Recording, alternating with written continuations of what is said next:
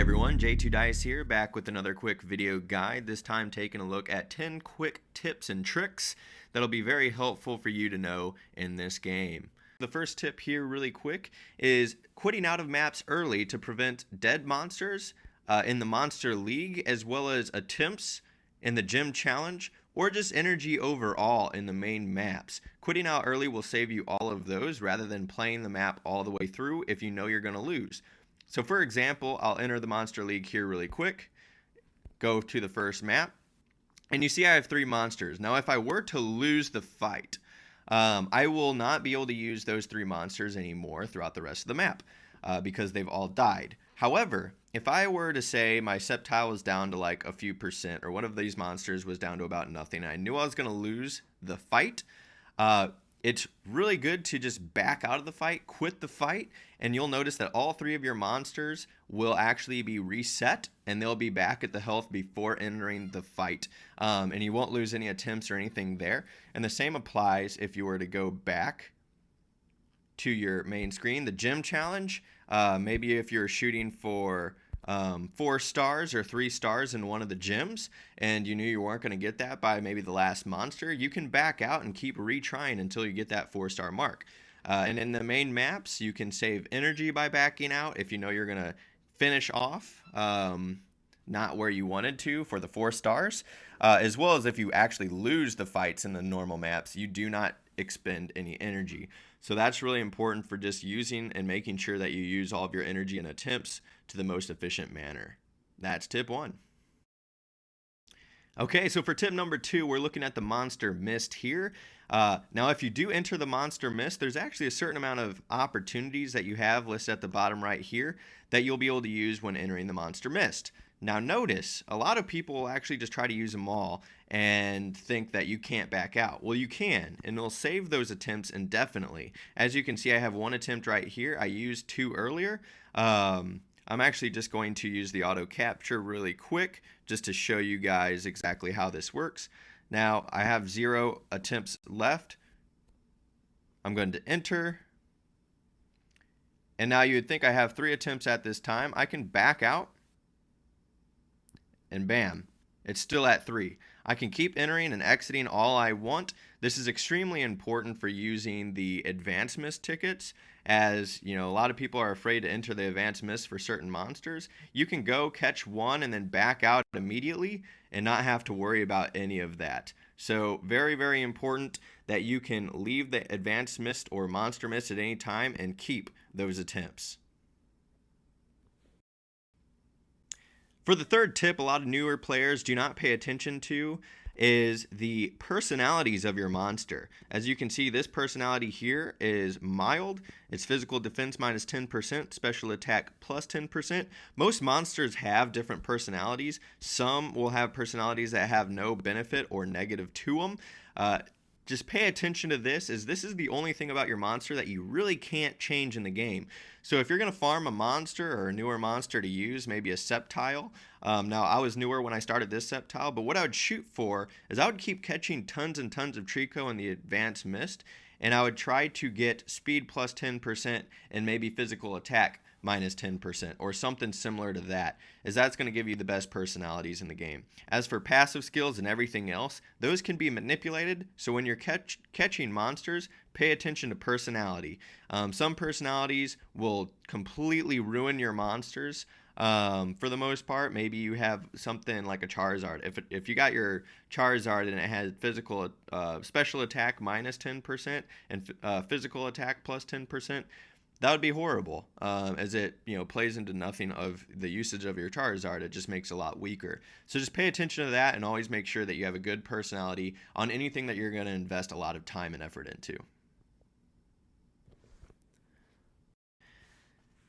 Tip number 4, a lot of newer players definitely don't know this, and a lot of older players, some of them do, some of them don't, and that's all titles and costumes, gym skills, everything work to all facets of the game, and they work together. So it's actually really good to have as many titles as you can, because the total bonus is listed over here that applies into the game. The same works for costumes. So with the new fashion icons, you can actually buy the male as well as the female costumes, and they'll both add up and help you out in the game whether you're wearing them or not. Same thing as your gym skills. They will apply to all facets of the game, helping you out and making you a lot stronger. So always be paying attention to that and trying to get as many as you can, as they will make your Pokemon extremely powerful. And you can even track, as you level them up, your overall power of your Pokemon will also increase as you get them. Alright, tip number 5 is the skip function. Many of you already know about the skip function. Some of you may have overlooked it. I actually overlooked it for a little while, even when I started doing the guides. And that's just this icon up here in the top right. You can click that like I did, and it'll just skip the fight, show you how much damage and everything you've done. Now, it doesn't break off right from when you click it. It actually, cycles through all the damage you would have done and gives it to you. So there is no negative in using the skip function. Always use it to save you a lot of time, and it can be used in most parts of the game. Tip number 6 is breaking through your attributes. Many of you don't know how to do this. Essentially, it's just whenever you hit a little bit more than 80% of any of these lines, they will break through and give you an opportunity to either use breakthrough cards or strike cards or diamonds to level up your attributes even more, as shown. So there's some HP value up here. I'll use 2 of my cards and it'll transfer over and give me another 1 into the HP value. Now, another thing to note about this, most players didn't really know this, you do not have to lock your attributes to do this.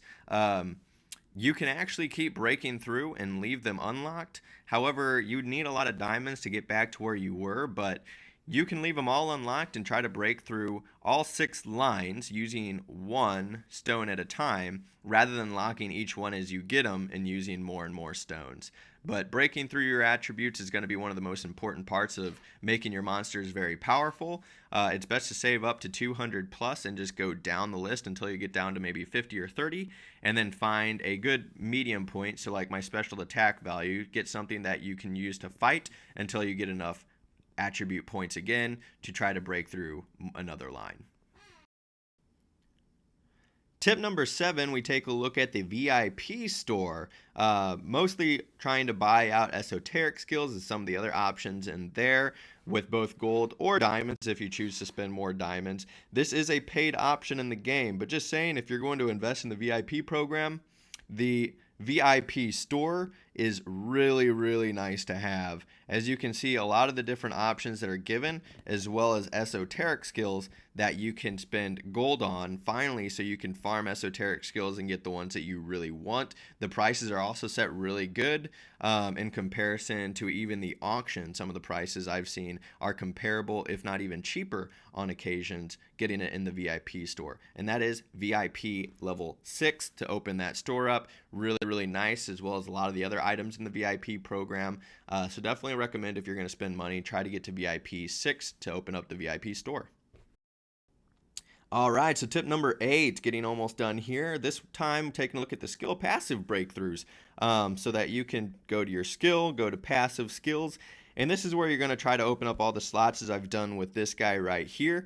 The best way of doing this is essentially farming a whole bunch or buying a whole bunch of esoteric level 1 skills, passive skills, and then just keep using the learn function and keep putting all of them in, as each one has a certain chance of breaking through one of those additional slots. As seen here, those 2 are locked on my Charizard, so I would go here and I would kind of go through all of these level 1 esoteric skills as they're worth the least and just try to break them through. Once you get all the lines, then start putting some better ones, like, Swift as the Wind 3, 4, all that and up, just to make your monster more powerful, and then you can lock them as needed using diamonds.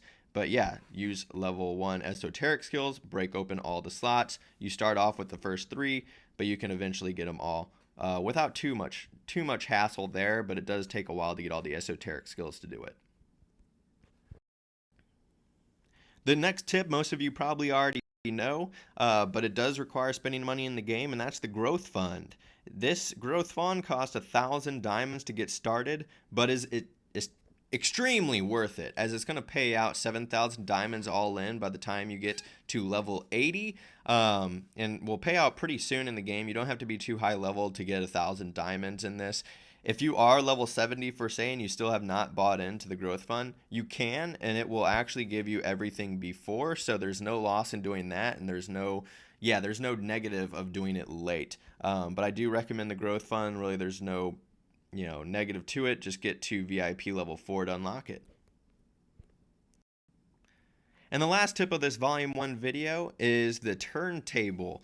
Note that the turntable, your first 2 purchases every single time, your first one will give you the 550 diamonds, and the second one will give you 1,000 diamonds. So keep that in mind, that purchasing 60 diamonds or anything over the first 0 diamonds, so $1, is going to give you the 1,000 diamonds on your second spin. So your first spin, that's free, 550, second spin 1,000, and then from there it's random. But keep that in mind every single time it opens. If you're debating whether or not to spend your diamonds because you maybe don't want these or whatever, just know your first spin's always at 550, so it's 50 free diamonds and then 500 free diamonds on your first 2 spins. So always use the turntable whenever it comes up.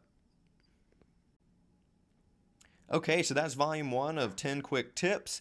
Take a look at my other video guides. I have a whole playlist of them, as you can see, as well as if you thought this was of any benefit, please like and subscribe below, and be on the watch out for any new videos I post. Thanks, everyone.